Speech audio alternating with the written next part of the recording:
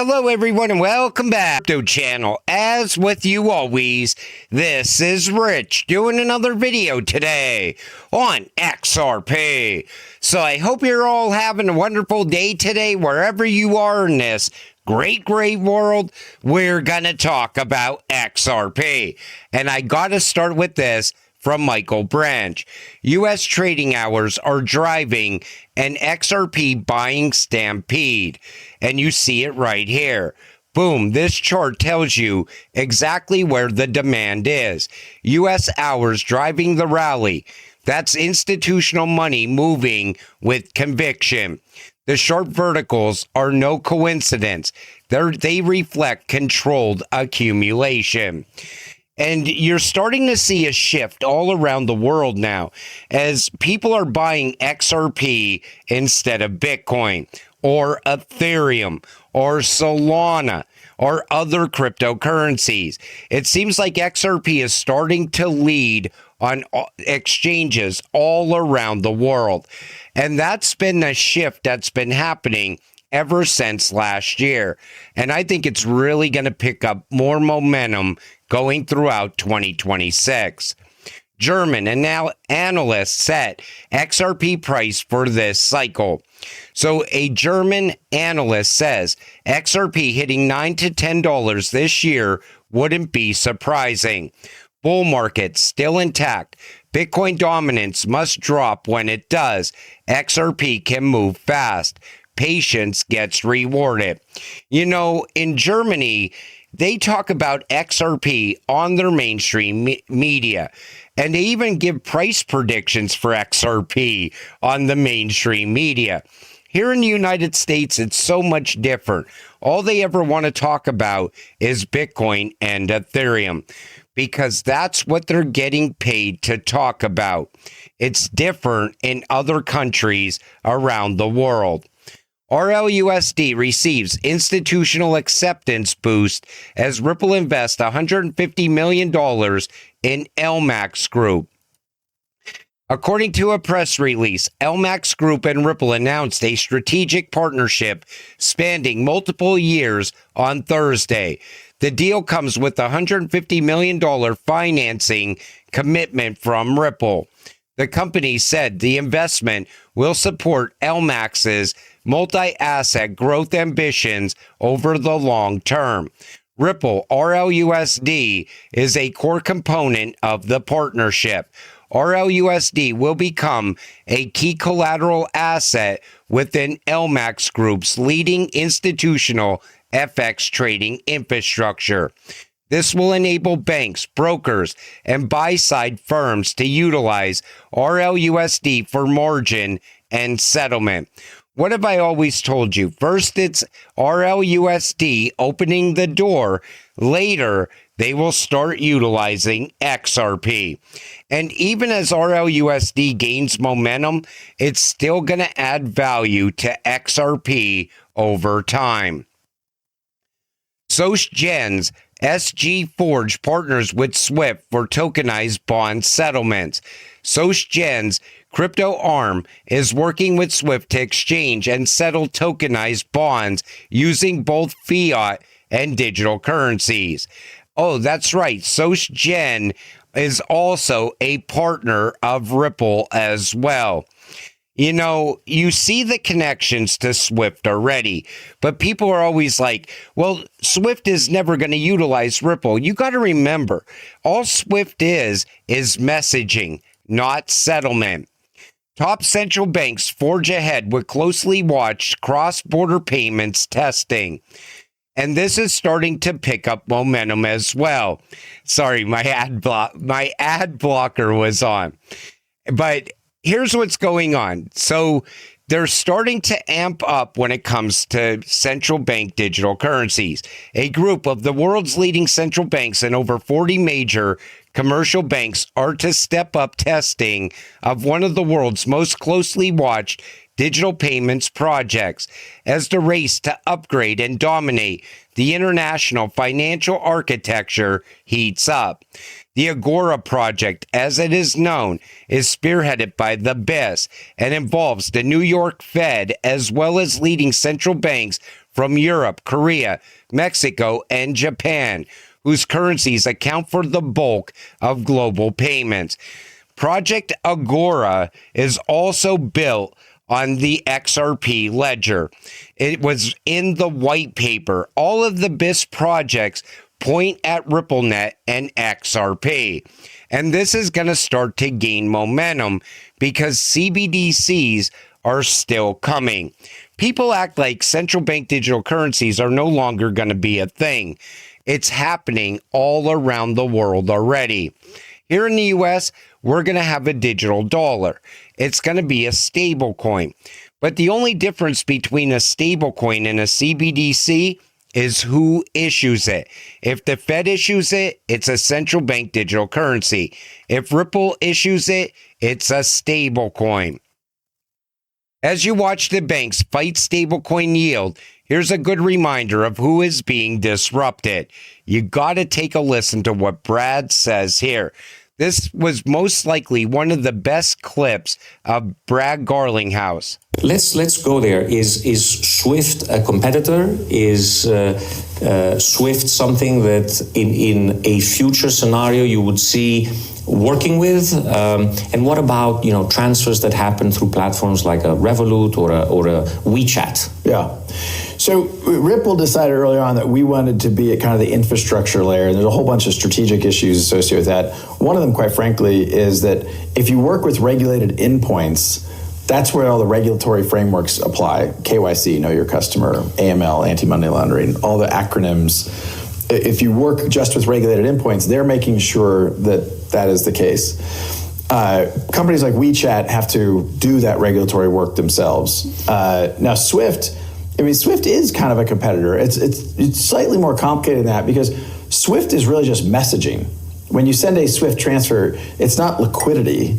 You're actually sending bank messages to banks that have liquidity. So to some degree, Citibank and HSBC, really the top two, JPM, those are the top three liquidity banks. You mentioned Jamie Dimon, so let's bring it back to Jamie and JP Morgan.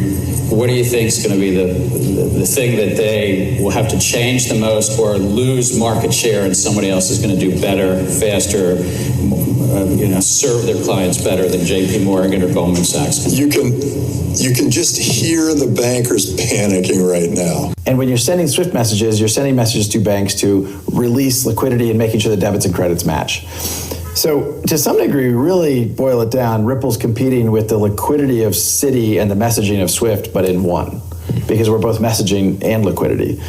And at the end of the day, again, as I described, Swift was developed 50 plus years ago. It architecturally hasn't really changed. It does remain slow. It remains, days.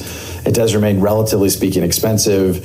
And actually, interestingly, it's quite error prone. And part of that is just, it's a one-way messaging protocol. So if I fat finger Tassos and I put one S instead of two in the middle, I guess you have three S's, but that will bounce back. They'll say, no, that account name doesn't match that person. That's an error. Now, if you use modern technology, you would get a real time, you're typing in Tassos an account number, you get a real time, okay, does that account match? Oh, I mistyped, I fat fingered that name. So the efficiency, we see, instead of a 6% error rate as reported for Swift, you see 10 bips of error, so 99.9% effective. So we think these are better technologies that can be applied broadly to the vast majority of, frankly, all of the banking system by selling it as a wholesaler, if you will. And therefore, if we don't compete with the WeChats, WeChat could be a customer of ours. Take notice how Brad points out the inefficiencies of Swift and the error rate of Swift as well. That's how Ripple captures 14% of Swift's business, according to Brad. I still believe Ripple's going to capture a lot more. I think the customers that Swift has, they're super unhappy customers. I mean, you see what Eric Trump had to say about Swift and others said about Swift. They're already ready to move on to the alternative. And I'm sure a lot of other people are ready to do the same thing. The Senate Banking Committee postponed its Thursday hearing on the Clarity Act after Coinbase withdrew support, citing excessive concessions to traditional financial institutions in recent amendments. So this is now on delay once again. And we knew this delay was most likely going to happen. And it all comes down to making sure the banks are happy. Who the hell cares about the banks? We need to push innovation forward in the United States. We cannot stay in the past in this current financial system because this system is a broken system already.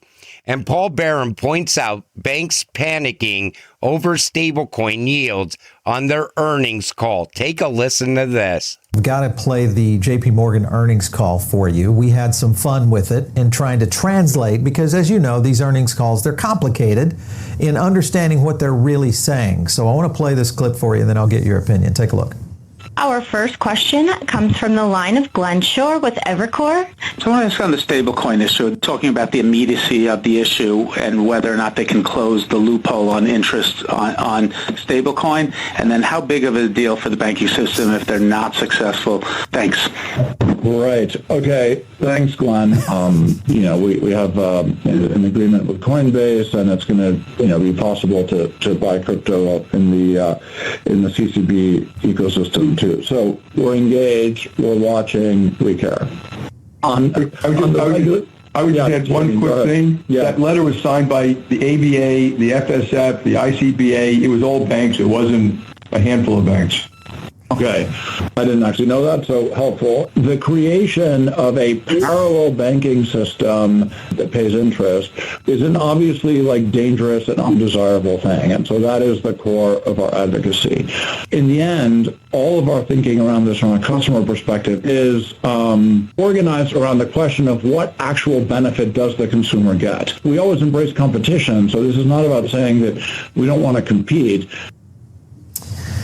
All right, you haven't had Jamie Dimon jump in on that when that was kind of challenged. I mean, he wasn't presenting, but he leaped in there saying, hey, no, it's not just us, it's the rest of the world, even though we're the ones making most of the profit. They even dropped the note on Coinbase that they're doing a deal with Coinbase on the backside. So I don't understand what's going on here, Matt. Please make this make sense to me. Look, I think your translation did a pretty good job of making it make sense. I think the translation was great. They are afraid of stablecoins. They're afraid of crypto. They're afraid of innovation because innovation changes this right here. If you're wondering why the banks don't want yield on stablecoins, here's the summary of national deposit rates from the FDIC. Savings equals 0.39%. Less than 1%. Checking, 0.07%, which is even worse. Money market equals 0.58%.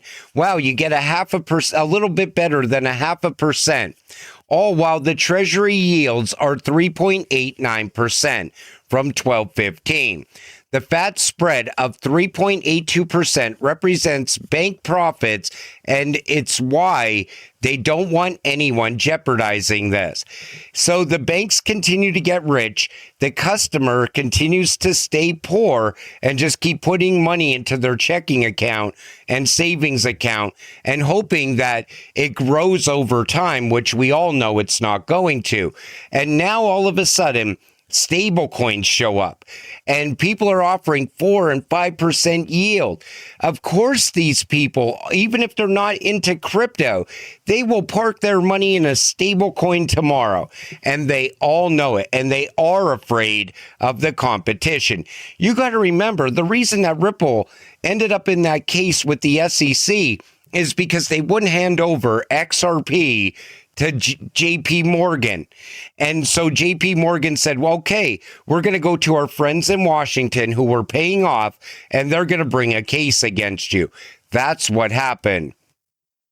XRP meets all 3 requirements to be a global bridge currency. Technical interoperability positions XRP at the center. Liquidity enables continuous global use. Regulatory interoperability supports institutional scale. XRP was built to be the perfect world's bridge currency because it offers on-demand liquidity. It also works for settlement. Remember, Ripple's doing not only messaging, but settlement also. They're fixing two major problems all with one solution. And they're also fixing the error rate as well. That error rate is horrible. Imagine you have to get money to a certain place in the world in a certain amount of time. And all of a sudden you find out, well, the transaction didn't go through because you typed the name wrong. And now all of a sudden you got to start over. And as you start over, you're adding another day on every single time. I'm telling you, the current system is finished. We need a new system. 2026 is the year in which we put the XRP ledger in first place, top Ripple developer says. But Panos also said this: 2026 is the year we put the XRP ledger first, not XRP, not price, not speculation. If we really want mass adoption, we should focus on the network, on making the XRP ledger a leading chain by all metrics. This is the only win-win scenario. Too much focus on XRP when it should be on the blockchain itself, on the XRP ledger. I agree. I think the XRP ledger doesn't get enough, notoriety in this space. People don't talk about it enough. And there's a lot of great projects building out on the XRP ledger as well. But most XRP holders don't even realize what the XRP ledger even is. It's the blockchain. It's the network. It's where all those tokenized assets are going to be coming on chain. XRP's price will go up as the XRP ledger continues to gain more and more value. It all adds utility to XRP over time.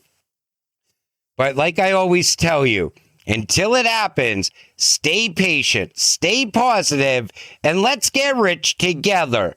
With that said, I'm going to wrap up this video. I want to thank you all for watching. I appreciate all of you. I'll see you in the next one. Have a great night.